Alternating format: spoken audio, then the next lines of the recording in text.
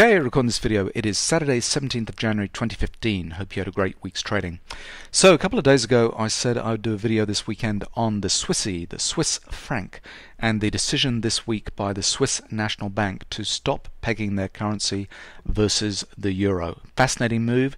We've had all kinds of news out of this move in the last couple of days. Some of it pretty dramatic.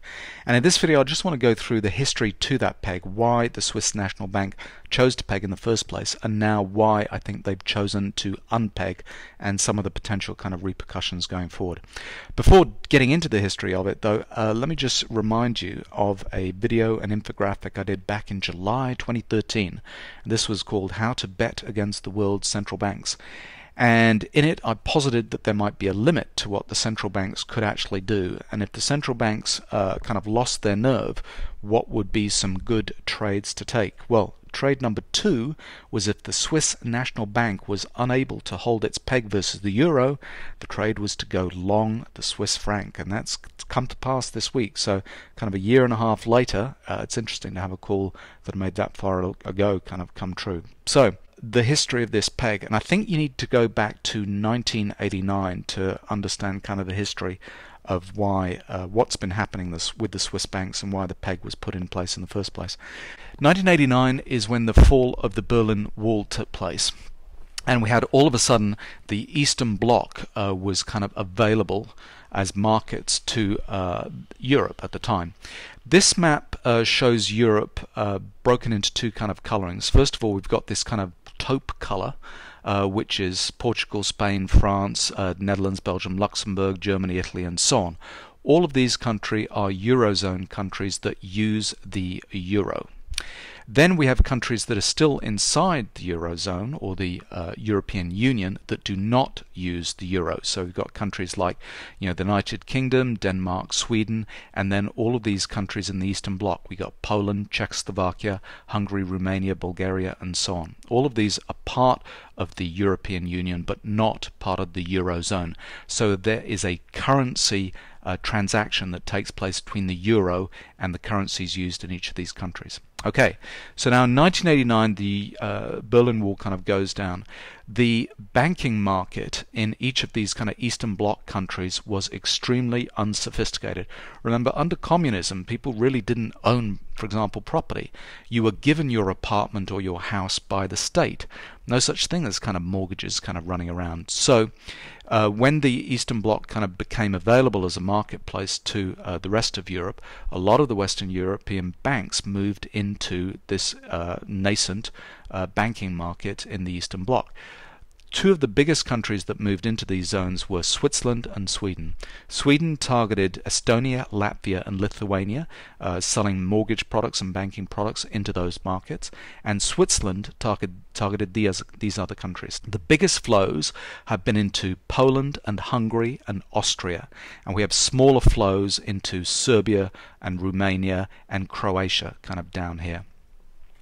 The two biggest of these markets are Poland and Hungary, and the Swiss banks hold a very large position in terms of the mortgage markets in Poland and Hungary.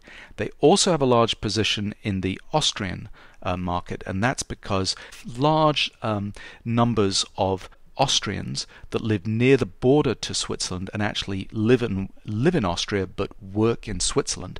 So they're earning a paycheck in Swiss francs but actually living in Austria. And so they have mortgages in Swiss francs. All of these kind of banking markets then developed large proportions of the mortgage market in particular that was being funded out of Switzerland.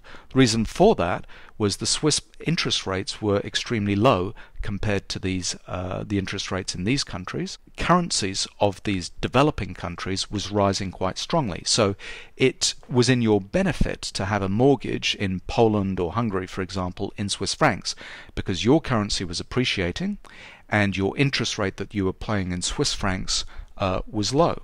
So a lot of people kind of took out these loans, and I'll show you some figures kind of later on just showing the size of those mortgage markets in those particular countries. So we got flows from the banking system in Switzerland into these European Eastern Bloc countries, and then flows from Sweden into these particular Eastern Bloc countries here.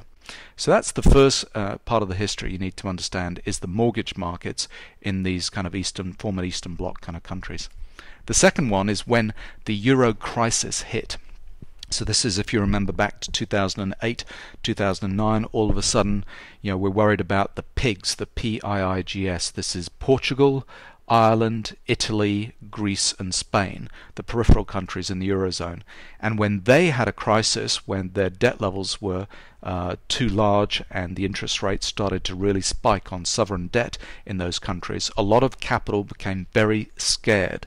And that capital flew into particularly Switzerland, where at least it was kind of proximate to those countries. You could maybe put your euros in a suitcase and kind of go across the border, open a bank account in Switzerland and deposit your money there. This was when people were really scared that the euro would tank. It was tanking, and that the Eurozone would potentially break up and you would be left with whatever the new drachma or the new peseta or whatever, which would be revalued at 30 to 50% less than the euro was being valued at that time. So those are the two kind of phases of this crisis.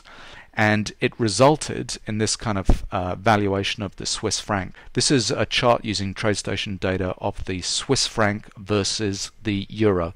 Now TradeStation just gives me the data of the euro versus the Swiss franc. I just do a little invert kind of calculation and plot that versus here. So in that first phase of the deregulation of those and opening up basically of the banking markets in the Eastern Bloc, we had the Swiss franc kind of going down in value. So all of those burgeoning economies, their currencies were appreciating versus the Swiss franc. So they were making more money. It was easier for them to pay off their mortgages in Swiss francs, because in Swiss franc terms it was kind of going down in their local currency, and the interest rates were low as well. So during that phase of the market of the Swiss franc kind of going down, everything's hunky-dory. Then all of a sudden 2008 the euro crisis hits. Everybody is scared, getting their money out of those PIG countries, the periphery, moving the money into Swiss bank accounts, and all of a sudden the Swiss franc appreciates massively in value. Over the course of 3 years here it goes up by 50% versus the euro. Well, that's too much for the Swiss National Bank. They feel as if they have to intervene. And the reason for the intervention came in, they decided to peg the currency at 120. That should be the Swiss franc, not the Swiss francs. Anyway, so they pegged the Swiss franc versus the euro at a rate of 120. That's 120 versus the euro. This is the other way around, so it's 0.83, and that was where the peg was held for 3.5 years or so. Now, remember the decision at that time given by the Swiss to peg their franc versus the euro was that the Swiss exporters were at a disadvantage because their currency had appreciated so quickly and so much. 72% of Swiss GDP is exports, and that's things like cuckoo clocks and chocolates, but also their tourism industry is absolutely massive. So that counts as euros being earned by Swiss businesses. So that's tourism is effectively an export market. The excuse that was given by the Swiss National Bank that these exporters were going to be at a huge disadvantage with this revaluation of the Swiss franc. We need to protect the manufacturers and the tourism industry, and that's why we're intervening. In reality, what was actually happening was the Swiss banks would likely have collapsed. A large number of the Swiss banks were at risk of having huge losses. So remember, these periphery markets in the Eastern Bloc, Poland and Hungary particularly, the Swiss banks had 37% of the Polish mortgage market, and I think it's even larger. That was just kind of some data from about 2 years ago. The Hungarian mortgage market, they had 34%. Again, that data might be a little bit old. I think it got even larger than that. That Hungarian mortgage market actually was equivalent to 50% of Hungarian GDP. We are talking massive numbers here. So the Swiss banks were open to potential losses now from the mortgages that they had written in these former Eastern Bloc countries. Now, why were there going to be losses? So if your mortgage goes up all of a sudden by 50% over the course of a couple of years, you start defaulting on your loan. So we had the potential losses being written in those Polish and Hungarian markets and all the others. Although their positions were smaller in the periphery countries in Serbia, Romania, Croatia and so on, they would all have losses coming from those. And so what they decided to do, the Swiss National Bank, remember the Swiss National Bank is head of the banking cartel. They're not looking after necessarily the Swiss people, they're looking after the Swiss banks. Same with the Fed. The Fed is looking after the banking system in the US. It is not looking after Joe Sixpack in the US. It's the banking system that they're looking after. So the Swiss National Bank did not want to see Swiss banks collapsing because the mortgages that they had written in these former Eastern Bloc countries being written off because the mortgages were being defaulted on. So they said, well, let's revalue the Swiss franc back down to 120 versus euro. That's kind of a manageable number, and we'll see if that kind of helps the system. And I think they didn't have any particular kind of large, they didn't have any collapses as far as I kind of remember in the Swiss banking system. I'm sure there were some losses taken on the Swiss balance sheets, bank balance sheets, for some of the mortgages that kind of went bad in those countries, but it was not a disaster. But that's what they were trying to stop. It wasn't, the cuckoo clock makers and the chocolate exporters. It was the banking system that they needed to protect. So what has happened in the intervening time? If you're going to peg your currency to another currency, you have to sell your currency and buy the other currency. So they're depressing the Swiss franc and buying the euro. Now, what are they doing this with? They're doing this with fake money that they print out of their infinite electronic checkbook. They just create Swiss francs. They're not like you and I. We don't have to borrow the money from somebody or earn it. They just have a fake checkbook full of electronic money that is infinitely large, and they just write checks every month buying euro assets. Now that might be just kind of straight currency contracts, but it's also euro, particularly euro. They've done it in a whole bunch of different countries where they bought Japanese assets, US assets, I think they bought kind of UK assets as well, but predominantly been euro assets. They're trying to peg against the euro, so they have used their fake electronic infinite checkbook to buy European assets. Not only European government bonds, that would be the first place that they would kind of spend money. They were also buying corporate bonds, kind of AAA rated or kind of good quality kind of rated AAA bonds. They've also been buying equities. European equities that have been paying decent dividends. Think of the Unilever and type kind of companies. So all of those assets they have been buying with their infinite checkbook and putting on their balance sheet as assets. And the assets as a percentage of GDP have skyrocketed to pretty much close to 100%. Most of the numbers that I see, in the newspapers over the last couple of days are talking about an 80%, assets of percentage of Swiss GDP of about 80%. These numbers are going back to, 2012, and we're talking about 75% of GDP. They've been buying in the intervening months. I think it's got to be closer to 90, 100% of Swiss GDP. The actual number is less relevant. The magnitude is what's important. This is what all the other central banks, we talk about the maniacs in charge of the Fed and the Japanese, the Bank of Japan, what they've been doing in terms of buying assets, and even what they've done in the UK. The maximum that they've kind of reached as a percentage of GDP, back to this kind of 2012 type number, was around 30% of GDP.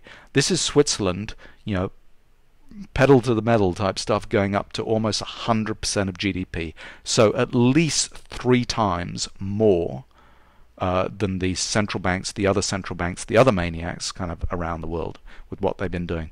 Just unbelievable numbers. Imagine, just buying up assets to the tune of 100% of GDP and then putting them on your balance sheets. Just nutty kind of stuff. Anyway, they reached a limit, and that limit happened on Thursday, where all of a sudden they said, maybe we can't keep on doing this anymore.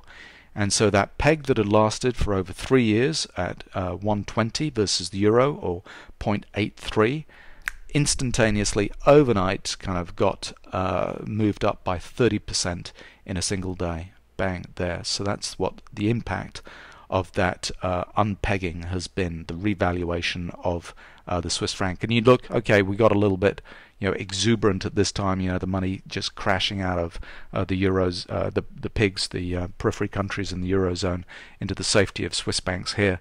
But if you draw a trend line kind of going up since 2008, it's kind of where the trend line ought to be kind of right now. So that valuation is, I suppose you might say it's reasonable. So egg on the face for the Swiss National Bank because they just couldn't keep it up. So a couple of questions: why now and what next? The question of why now, in commentary that you're reading around the place at the moment, all of it has been around the ECB. There's an important ECB meeting coming out on the 22nd of January where they think they're going to announce quantitative easing by the ECB. Now, I might remind you that I think it's been about 2 years that every meeting at the ECB they were going to announce quantitative easing. So this is just another meeting, announcement by Mario Draghi, and maybe this time he'll actually announce quantitative easing. But they think they're getting closer and closer to actually announcing quantitative easing. So let's see if that kind of happens. But if it does happen, the Swiss National Bank have bought all of these European assets and put on them on their balance sheet. It's the kind of stuff that the ECB needs to buy anyway.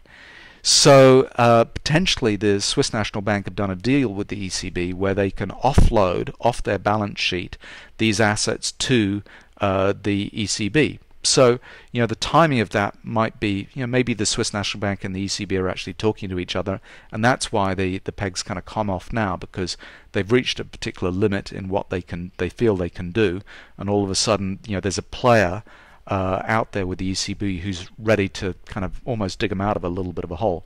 Now, in terms of do they actually have kind of losses with this revaluation, remember a central bank is a very, very odd beast. They don't have like a balance sheet and a checkbook like the rest of us. They don't have potential losses.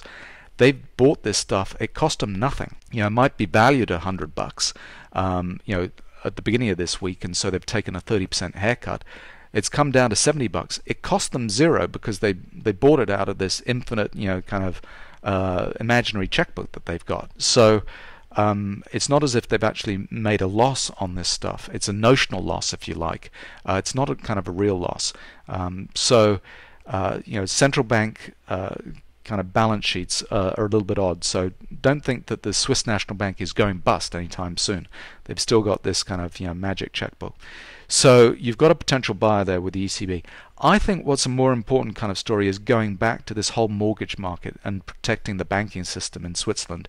The banking system was at risk, seriously at risk 3 or 4 years ago, and now that they've kind of come off the peg. The other piece of news that happened in the last month was that one of the biggest markets that the Swiss banking system has been lending to was in Hungary, and the new prime minister in Hungary, well, he's been there a couple of years, Viktor Orban, made the banks in Hungary redenominate their loans in local currency away from Swiss francs. So effectively those loans have been repatriated back into Hungarian forints. So the foreign exchange risk, if you like, to those mortgages has now been kind of negated. So they've been brought back into the Hungarian currency rather than being in a Swiss currency. And that just happened. That it was announced at the end of November, and I think all of those things have taken place during December.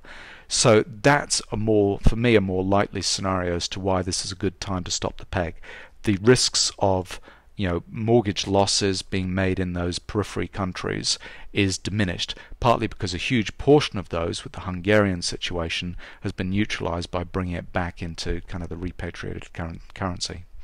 And lastly, why now? Maybe 100% of GDP is as much as they could actually do.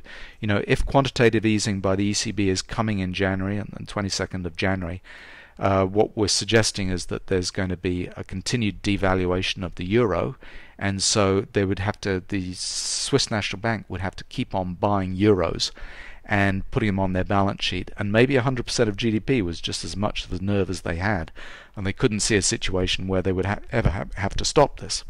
So maybe there is a kind of a natural limit to central banking, and we just hit it with the Swiss National Bank. It's kind of interesting. What's next going forward? Well, in the intervening 48 hours that we've had where this kind of move happened, we've had 3 brokers, forex brokers, kind of with the retail markets gone bust. and needing to be kind of bought out or shut down. We've had one hedge fund announce that it's a bust now, having to have to shut down. Pretty fair-sized hedge fund as well.